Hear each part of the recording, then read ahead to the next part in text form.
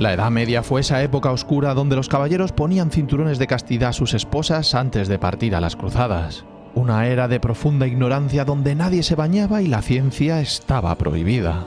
La Iglesia quemaba a cualquiera que se atreviese a pensar diferente y, en definitiva, fue un periodo de 1000 años donde la vida era insufrible y la humanidad estancó su desarrollo. Pero no, nada de esto es verdad. Todas estas cosas nos las han contado durante siglos, pero no son ciertas.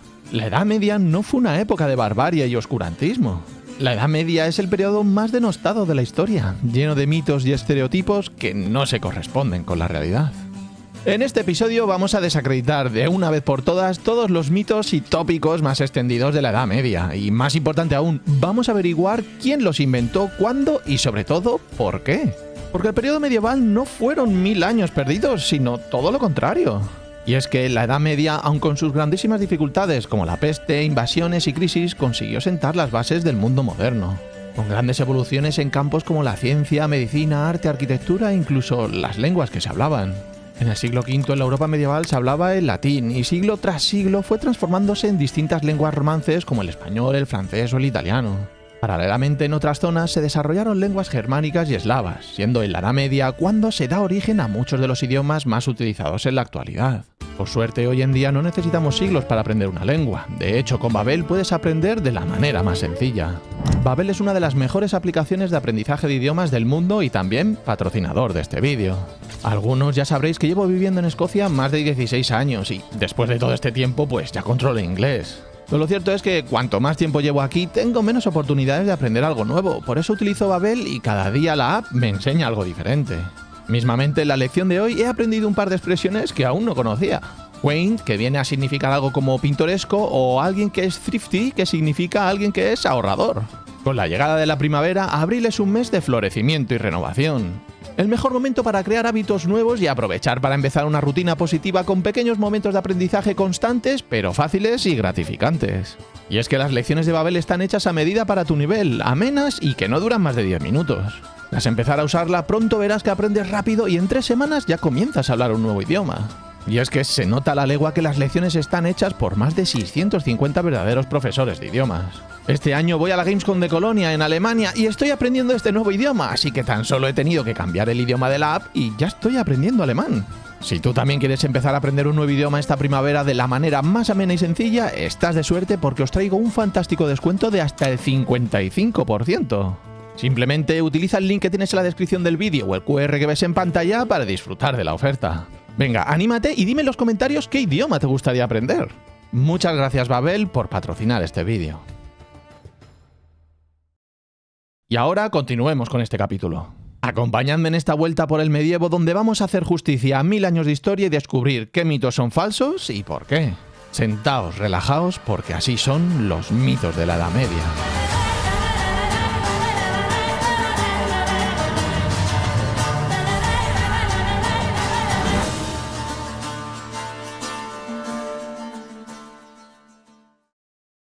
Muy buenas a todos, soy escocés y si preguntas a cualquier persona por la calle qué le viene a la cabeza cuando piensa en la Edad Media, la respuesta va a ser algo como suciedad, pestes, señores feudales violentos, monjes fanáticos quemando libros y campesinos mugrientos comiendo gachas con las manos.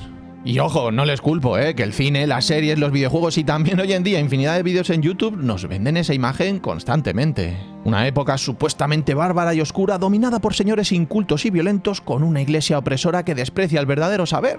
Un pueblo sin higiene, supersticioso, enfermo y sometido. Pero empecemos aclarando desde ya que esa imagen es una construcción posterior, una caricatura, una simple mentira. Y escucha atentamente porque esa caricatura no ha sido un invento de Hollywood, viene de mucho más atrás. De hecho, fueron algunas de las mentes más brillantes de épocas posteriores a la Edad Media las que ayudaron a consolidar este mito. Y eso es lo que lo hace tan difícil de erradicar. Porque una cosa es que un guionista de los Monty Python exagere para hacer comedia, que para eso están, y otra es que un filósofo como Voltaire escriba en pleno siglo XVIII que la Edad Media fue una época de estupidez y barbarie que interrumpió el progreso de la humanidad. Voltaire, uno de los padres de la Ilustración, veía al medievo como un paréntesis oscuro entre la gloria de la antigüedad clásica y el esplendor racional de su propia época. Para él, todo lo medieval era sinónimo de superstición, fanatismo e ignorancia. Y no fue el único. Francesco Petrarca fue uno de los primeros en hablar de la Edad Media como una época oscura. Lorenzo Valla criticó duramente la escolástica medieval. Montesquieu también describió la Edad Media como un periodo de instituciones imperfectas. Y Edward Gibbon, y Denis Diderot, y Jules Michelet, y Jacob Burckhardt, y muchos más. Pero incluso mucho más cerca de nuestro tiempo, Carl Sagan, sí, el mismísimo Carl Sagan, el divulgador científico más famoso del siglo XX, describió la Edad Media como, y cito casi textualmente, un milenio perdido y un punto de oportunidad perdida para la humanidad. Sagan presentó la idea de que si no hubiera sido por la Edad Media, la humanidad podría haber llegado a las estrellas 1000 años antes. Y mira que soy fan de Carl Sagan, pero esto que él exponía es, cuando menos, una simplificación enorme. Y si mentes tan brillantes como la de Voltaire y Sagan cayeron en ella, imaginaos lo fácil que es para el resto de los mortales repetirla sin cuestionarla. Pero ahora bien, para entender por qué estos mitos son falsos, primero necesitamos saber de qué estamos hablando realmente. Porque la Edad Media fue un periodo muy extenso, duró 1000 años y dio tiempo para que ocurrieran muchas, pero que muchas cosas. La Edad Media abarca convencionalmente desde la caída del Imperio Romano de Occidente en el año 476 hasta la caída de Constantinopla en 1453, o el descubrimiento de América en 1492, según la tradición historiográfica que prefieras. Es que estamos hablando de un periodo de aproximadamente 1000 años, 1000 añazos, desde los reinos bárbaros hasta las grandes catedrales góticas. Es un periodo histórico enorme, por eso los historiadores lo dividen en 3 grandes periodos. Primero, la Alta Edad Media, del siglo V al X aproximadamente. Esta es, siendo justos, la parte más complicada. Tras la caída de Roma, Europa occidental vivió un periodo de inestabilidad enorme. Las invasiones de pueblos germánicos, vikingos, magiares y más adelante las expansiones musulmanas transformaron el mapa político del continente. Hubo un descenso de la población urbana, una fragmentación del poder y, sí, una pérdida parcial de conocimientos. Aquí es donde los defensores del mito oscurantista encuentran algo de material real. Pero incluso en esta fase hubo focos de cultura extraordinarios. El renacimiento carolingio bajo Carlomagno en el siglo VIII y IX, la preservación del saber clásico en los monasterios como por ejemplo los irlandeses, o la floreciente civilización islámica en Al-Ándalus. Después viene la plena Edad Media, entre el siglo XI y XIII aproximadamente, y aquí es donde el mito se desmorona estrepitosamente. Este periodo fue una auténtica explosión de creatividad, crecimiento y avance en campos como la ciencia y aprendizaje, arte, arquitectura, comercio, agricultura, navegación e ingeniería. Pero de estos hablaremos un poquito más adelante. Y finalmente, la Baja Edad Media, entre los siglos XIII y XV. Esta fue una época de contrastes brutales. La crisis del siglo XIV con la peste negra, hambrunas y guerras devastadoras como la Guerra de los 100 años, pero también la consolidación de los estados modernos, la invención de la imprenta de Gutenberg y las bases de lo que sería el Renacimiento. Y un momento, si te interesa mucho el tema este de la gran crisis del siglo XIV, te dejo aquí arriba un vídeo en el que hablamos en extensión de este tema. Como veis, reducir todo esto a una época oscura es como decir que el siglo XX fue un siglo perdido porque hubo 2 guerras mundiales. ¿Las hubo? Pues sí, claro que las hubo, pero también hubo penicilina, el sufragio universal, el hombre en la luna, el nacimiento de Internet y todas estas cosas, ¿no? Como decía el medievalista Jacques Le Goff, la Edad Media no es la noche de Occidente, sino su juventud. Y si me preguntas a mí, tenía toda la razón. Así que, ahora que sabemos que estamos hablando de un periodo larguísimo, complejo y lleno de matices, pasemos al tema por el que habéis venido. Pasemos a desmontar los mitos más famosos, uno por uno. La Edad Media fue un periodo de oscurantismo y retraso, especialmente por culpa de la Iglesia Católica. Este es el mito padre, el gran mito, el que alimenta casi todos los demás, y tiene una versión simplificada que es más o menos así. La Iglesia Católica se opuso a la ciencia y al conocimiento, sumiendo a Europa en la ignorancia durante siglos. Venga, vamos a matizar esto, pero con mucho cuidadito. Es cierto que la Iglesia ganó un poder e influencia enormes durante la Edad Media, culminando con la cesión de territorios al Papa que dio origen a los estados pontificios en el año 756 y alcanzando lo que podríamos llamar el monopolio del poder ideológico y religioso en la Europa cristiana. Nadie va a negarte eso. Pero decir que la Iglesia se opuso al conocimiento es directamente falso. De hecho, es todo lo contrario. En los monasterios medievales, los copistas, esos monjes que pasaban años enteros transcribiendo textos a mano, preservaron una cantidad incalculable de obras griegas y romanas que, de otro modo, se habrían perdido para siempre. Sin esos monasterios, probablemente hoy no tendríamos a Aristóteles, ni Platón, ni a Cicerón, ni a Virgilio. La historiadora Régine Pernoud lo expresó con claridad. Sin los monjes copistas medievales, la cultura clásica grecorromana habría desaparecido de la faz de la tierra. Pero dejadme hacer una pequeñita pausa aquí para contaros una curiosidad sobre estos libros medievales que creo que os va a parecer interesante. Estos libros eran objetos súper valiosos, se consideraban auténticos tesoros. Y no era para menos, cada volumen era copiado a mano por escribas, página a página durante semanas e incluso meses. El material tampoco era barato, el pergamino, hecho a partir de piel animal, requería un proceso muy largo y costoso. Y si el libro estaba iluminado, es decir, que tenía detalles en oro y vivos colores, su valor aumentaba todavía más. Eran tan caros que un solo códice podía equivaler al salario de meses o incluso años de una persona común. Tú fíjate si eran tan valiosos que en muchas bibliotecas a partir del siglo XIV los libros se aseguraban con cadenas. Estas cadenas se fijaban cuidadosamente al volumen, normalmente por el canto, para no dañar el lomo, y se anclaban a pupitres o estanterías. La longitud de la cadena estaba pensada perfectamente para que fuera suficiente para poder abrir el libro y leerlo cómodamente, pero nunca para llevártelo. Incluso la forma de colocarlos era distinta a la actual, los libros se disponían con el canto hacia afuera, facilitando el sistema de sujeción. Hasta la llegada de la imprenta, cada uno de estos fue una pieza única e irrepetible.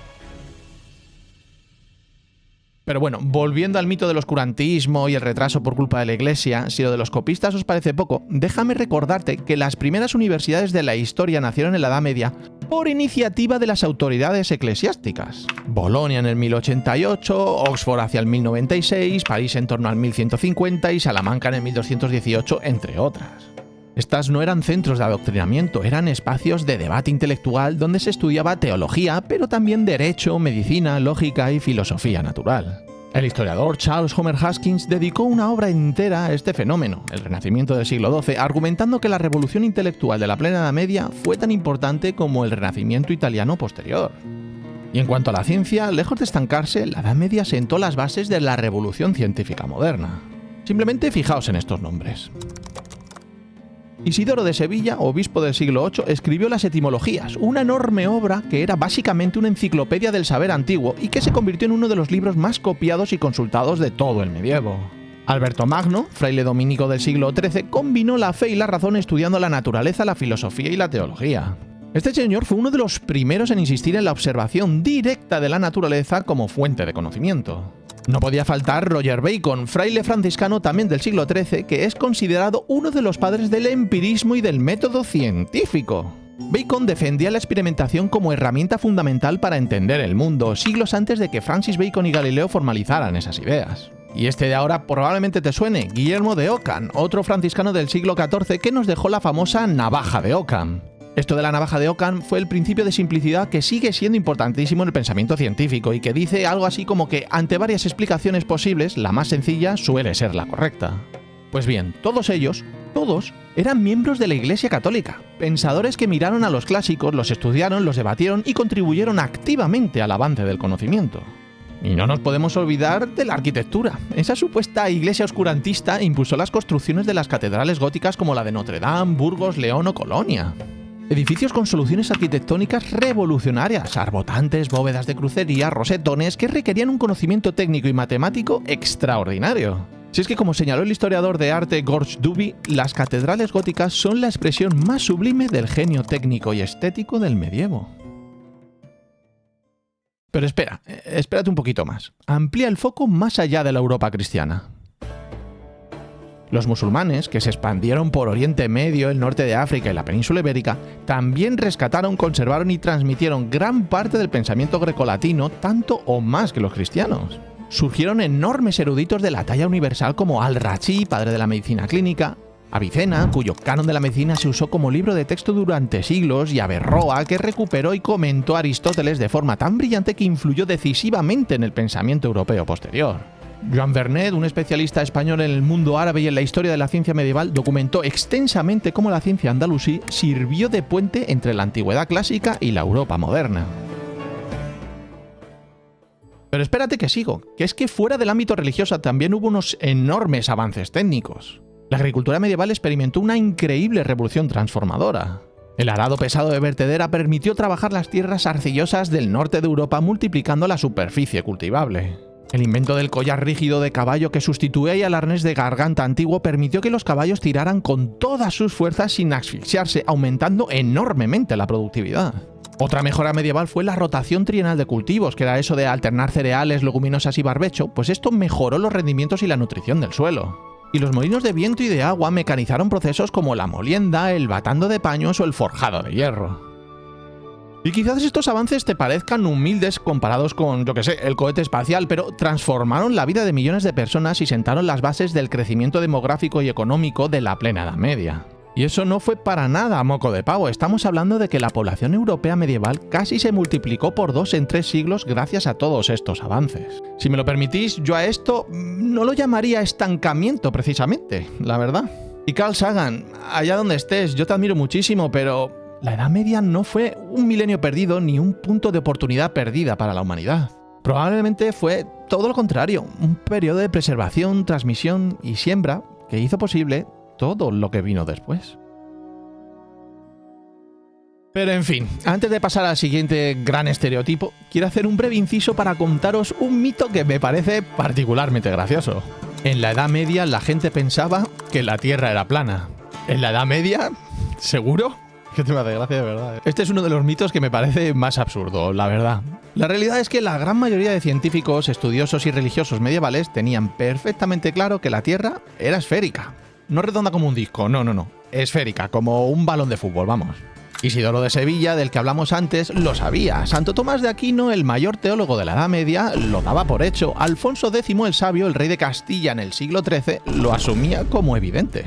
Pero para prueba, un botón. Agustín de Hipona, uno de los padres de la Iglesia que vivió entre los siglos IV y V, escribió: la mole esférica y acuosa tiene el día por un lado con la presencia de luz y la noche por el otro con su ausencia. ¿Os suena eso a alguien que piense que la Tierra es plana? Pero espera que también hay pruebas visuales. En el Codex Vinovodensis del siglo XIII hay un grabado donde aparece Dios como creador del universo manipulando una materia primigenia para darle forma, redoble de tambor, esférica. Y esto está pintado en un manuscrito religioso de la plena Edad Media. Y es que, como muchos ya sabréis, la esferidad de la Tierra ya se había demostrado siglos antes por matemáticos y astrónomos griegos como Eratóstenes, que incluso calculó la circunferencia terrestre con una precisión increíble, y Aristóteles, que argumentó su forma esférica basándose en la sombra circular que proyectaba durante los eclipses lunares. En fin, estos conocimientos fueron transmitidos por geógrafos como Ptolomeo y estaban ampliamente aceptados tanto por autoridades laicas como religiosas.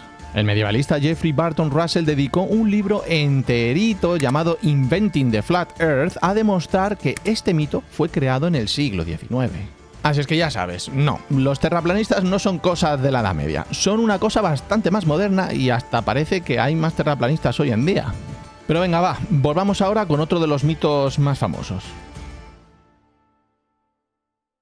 La Edad Media fue un periodo de fanatismo y persecuciones religiosas. Pues sí, la Edad Media fue un periodo en el que hubo fanatismo religioso y también persecuciones. De nuevo, es que es innegable que la Iglesia tuvo un monopolio ideológico y religioso que desencadenó episodios de intolerancia como, yo que sé, las persecuciones contra los cátaros en el sur de Francia durante los siglos XII y XIII o las tensiones periódicas contra comunidades judías.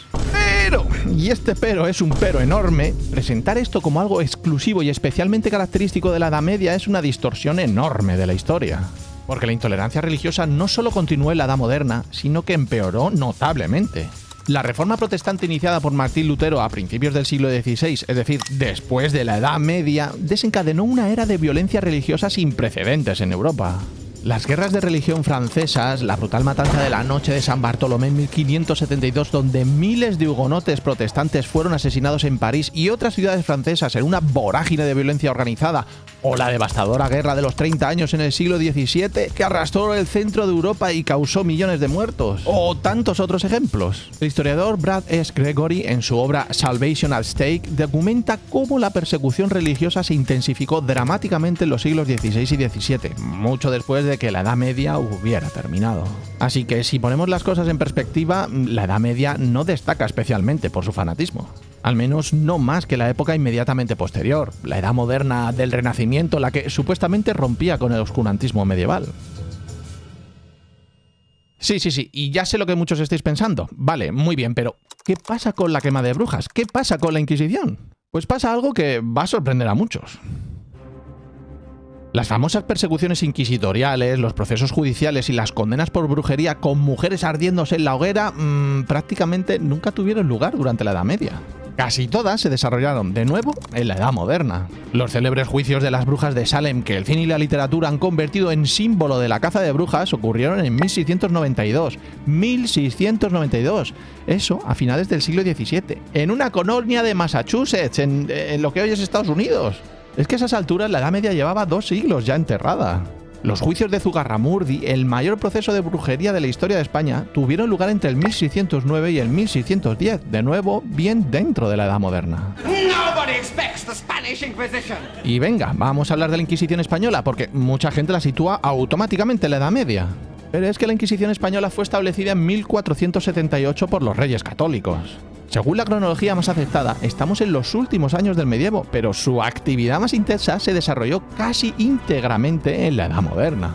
Aunque, como ya os he dicho, esto ya es posterior a la Edad Media, la Inquisición española, aunque sí que fue brutal y represiva en muchos casos, no se acerca ni de lejos al número de muertes de la represión de otras partes de Europa como Suiza o Alemania. Pero bueno, este tema ya lo dejamos para otro vídeo. Y bueno, entonces, ¿qué hay de la quema de libros? Esas referencias a la destrucción de obras con marcado cariz medieval son igualmente erróneas. El primer Index Librorum Prohibitorium publicado por la Inquisición española es de 1551, Edad Moderna. De hecho, como también señala el historiador Henry Charles Lea en su estudio sobre la Inquisición, la persecución sistemática de la brujería fue un fenómeno fundamentalmente moderno, no medieval. Así que de nuevo nos encontramos con un mito vastamente extendido que no pertenece a la Edad Media. Esto sería algo como culpar a tu abuelo por algo que hizo mal tu padre, no sé. Bien, antes de seguir con los grandes mitos, quiero hablar de otro pequeño pero muy curioso y que además es uno de mis favoritos. El cinturón de castidad. Ya sabéis, esa especie de braga metálica con cerradura que supuestamente los caballeros medievales ponían a sus esposas antes de partir a la guerra o a las cruzadas para asegurarse que les fueran fieles. Pues como ya te estás imaginando, jamás se usó en la Edad Media. Es un invento del romanticismo del siglo XIX, una fantasía erótico medieval que se popularizó como una curiosidad morbosa, no hay más. Y es que si lo piensas un momento es absurdo desde el punto de vista más básico. A chastity belt? Imaginad llevar puesta una braga de metal rozando la piel constantemente. Las heridas, las rozaduras, las infecciones. En una época sin antibióticos eso sería básicamente una sentencia de muerte lenta y dolorosa.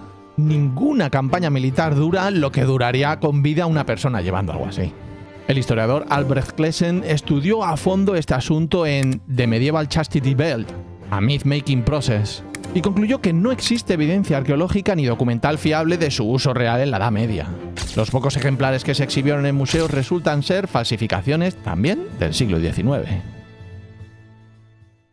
Y espera que también hay otro también un poquito surrealista, la prima nocte o el derecho de pernada. La supuesta costumbre medieval que otorgaba a los señores feudales el derecho a tener relaciones carnales con la esposa de un siervo en su noche de bodas. Si habéis visto Braveheart recordaréis una escena donde el malvado rey Eduardo I reinstaura una ley para humillar a los escoceses. Grant them prima nocte. Gran película, por cierto, Mel Gibson lo bordó, y además es una de mis películas favoritas de todos los tiempos, pero es que es simplemente eso, una película. Las películas toman sus licencias históricas en favor de un guión más interesante para el espectador, cosa que aplaudo, pero no las debemos tomar como un texto histórico, ni crónica, ni documental. La mayoría de los historiadores consideran que el derecho a pernada es un mito. No hay ninguna documentación fiable que demuestre que existiera como práctica legal o sistemática. Alain Bureau, en su estudio El derecho de pernada a la fabricación de un mito, concluye que se trata de una elaboración literaria posterior amplificada con fines propagandísticos. Y si también piensas a fondo esto, pues resulta bastante absurdo en su contexto. En una sociedad profundamente católica, donde la institución del sagrado matrimonio era literalmente la piedra angular de la familia y del orden social, una ley así habría sido una contradicción flagrante con los principios que la propia clase dominante decía defender. No digo que no existieran los abusos, por supuesto que los había, pero como derecho legalizado e institucionalizado, pues no tiene sentido ni existe ninguna prueba, vamos. Y ahora sí, volvamos a los mitos más famosos. En la Edad Media no se bañaban y no tenían higiene alguna.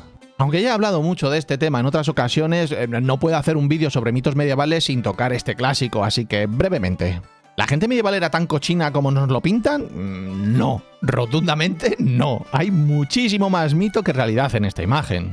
Como suelo decir en este tema, empecemos por lo más obvio. La gente del medievo tenía nariz. Lo que a ti te huele mal, a ellos también les olía mal. Y a nadie le gustaba estar sucio. Y mantenía una higiene diaria. Se bañaban en ríos, con agua de los pozos y sí, en baños públicos. Y es que la tradición de los baños públicos no desapareció con la caída del Imperio Romano. Se mantuvo en muchas ciudades europeas y en el mundo islámico los hammams se convirtieron en una institución central de la vida urbana. En Al-Ándalus los baños públicos proliferaron por toda la península ibérica. Las ciudades medievales destinaban recursos significativos al mantenimiento y mejora de los sistemas de alcantarillado urbano, especialmente después de la epidemia de peste del siglo XIV, dejando claro que la higiene urbana era una cuestión de vida o muerte. Y spoiler alert, el jabón se usaba durante la Edad Media, ya incluso en el siglo IX. Vale, sí, no de forma universal, pero se usaba. De hecho, la primera jabonería del continente europeo está atestiguada arqueológicamente en la Sevilla califal en torno al siglo X. Y el uso de perfumes y ungüentos aromáticos se generalizó gracias al comercio con Oriente Próximo y el Lejano Oriente. Las especias no solo se usaban para cocinar, también para el cuidado personal. Obviamente la higiene medieval no se puede comparar con la actual, pero la idea de que vivían en una mugre absoluta por desconocimiento o dejadez era simplemente falsa. Les preocupaban las enfermedades, les importaba la limpieza y hacían todo lo que podían con los recursos y conocimientos que tenían en aquella época. De todas maneras, si te interesa mucho el tema este de la medicina y la higiene medieval, también te dejo aquí un vídeo en el que hablamos extensamente de este tema. Y ahora que hemos desmontado algunos de los estereotipos más famosos, todos tenemos en la cabeza la misma pregunta. ¿De dónde salió todo esto? ¿Quién decidió que la Edad Media era una época oscura por excelencia? ¿Por qué un periodo tan largo y complejo tiene tan mala fama? La respuesta es que cada época construye su narrativa del pasado para justificar su presente. Y la Edad Media tuvo la mala suerte de servir de espejo a 3 movimientos culturales sucesivos. Primero fue el Renacimiento entre los siglos XV y XVI. Este sin duda fue el primer culpable. Los humanistas italianos, Petrarca a la cabeza, necesitaba un relato que justificara su proyecto cultural. Se veían a sí mismos como los herederos directos de la antigüedad clásica, los restauradores de una gloria perdida. Y para que su renacimiento tuviera sentido necesitaban que lo que había entre Roma y ellos fuera un páramo. Petrarca acuñó la expresión tenebrae, es decir, tinieblas, para referirse a los siglos que separaron su época de la antigüedad. No porque hubiera investigado a fondo esos siglos, sino porque necesitaba un contraste narrativo. Es como cuando en las películas el héroe viene de un pasado turbulento, horrible y terrible. Funciona mejor dramáticamente si antes hubo oscuridad. Los renacentistas escribieron su propia película y la Edad Media era el primer acto sombrío. Y después la Ilustración del siglo XVIII, que remachó el clavo con fuerza. Los ilustrados como Voltaire, Diderot y Montesquieu estaban en guerra contra la superstición, la autoridad eclesiástica y el poder absoluto de los monarcas. Y en esa batalla ideológica utilizaron la Edad Media como ejemplo de todo lo que querían superar. Una sociedad aparentemente dominada por la Iglesia, sin separación entre fe y razón, sin libertad individual y bueno, ya sabes. Que gran parte de esa imagen fuese una especie de caricatura les daba exactamente igual, les servía perfectamente para su propósito político. Voltaire no necesitaba que la Edad Media hubiera sido realmente oscura, necesitaba que la gente creyera que lo había sido, para que su propia época brillara por contraste, y lo consiguió magistralmente. Y por último fue el romanticismo, ya en el siglo XIX, que fue, por así decirlo, la guinda del pastel. Además, los románticos hicieron algo muy curioso. Idealizaron ciertos aspectos de la Edad Media, los castillos, los caballeros, el amor cortés, la mística, pero al mismo tiempo exageraron lo exótico, lo bárbaro y lo oscuro, porque eso alimentaba su estética de sublime y lo misterioso. De esta época son muchos de los mitos más pintorescos, como el cinturón de castidad del que hablábamos antes, o las imágenes de calabozos llenos de instrumentos de tortura que tanto gustan en los museos turísticos. Al final, el resultado de estos 3 siglos de propaganda cultural es una imagen de la Edad Media que tiene muy poco que ver con la realidad histórica. Una imagen que se ha filtrado en el cine, en la literatura, en los videojuegos, en la educación, en el imaginario colectivo y hasta en los vídeos hechos con inteligencia artificial de YouTube, llegando al punto que desmentirla parece casi una excentricidad. Pero los hechos son los hechos, y por suerte la historiografía moderna lleva décadas trabajando para recuperar una visión más justa y matizada de este periodo. Yo personalmente a veces pienso que quizás dentro de un siglo añadiremos al Renacimiento, Ilustración y el Romanticismo un 4.º capítulo que llamaremos Hollywood. donde la epicidad del guión, la estética cinematográfica y las escenas de acción imposibles impusieron nuevos mitos medievales que también se están empezando a normalizar hoy en día. Como esas películas donde se ven a los ejércitos medievales vistiendo armaduras de frío acero gris, mientras que en la realidad los caballeros tenían vistosas armaduras de colores. O las típicas escenas coreografiadas en las que los arqueros soltaban las flechas ardientes todos a la vez. O donde las armas más usadas en los campos de batalla eran siempre las espadas. Todo una especie de neomitos que ya tendremos que ver en un próximo episodio. ¡Dios, cómo me gusta la Edad Media! Si las edades de la historia fueran niños en una clase, la Edad Media sería el niño al que le hacen bullying. 1000 años de historia reducidos a un cliché. 1000 años de avances, de cultura, de luchas, de creatividad, de sufrimiento y de logros convertidos en un chiste de gente sucia que creía que la Tierra era plana. La Edad Media fue un periodo de luces y sombras, con sus tragedias y sus logros, con sus partes malas y buenas, exactamente igual que el resto de la historia. Como siempre os digo, sed críticos con lo que escucháis, investigad y formad vuestra propia opinión, ya que la realidad siempre es doblada por los intereses de alguien. Porque conocer la historia de verdad no es solo cuestión de erudición, es una herramienta para no dejarnos engañar, ni por el pasado, ni por el presente. Y ahora, como siempre, la pregunta es para ti. ¿Te habías creído alguno de estos mitos medievales? ¿Quieres otro vídeo con todavía más mitos medievales? ¿Vas a aprovechar el descuento de hasta el 55% en la aplicación para aprender idiomas Babel? Déjame saber tu respuesta en los comentarios. No olvides dar un like si te ha gustado este episodio y, sobre todo, nunca olvides que eres maravilloso.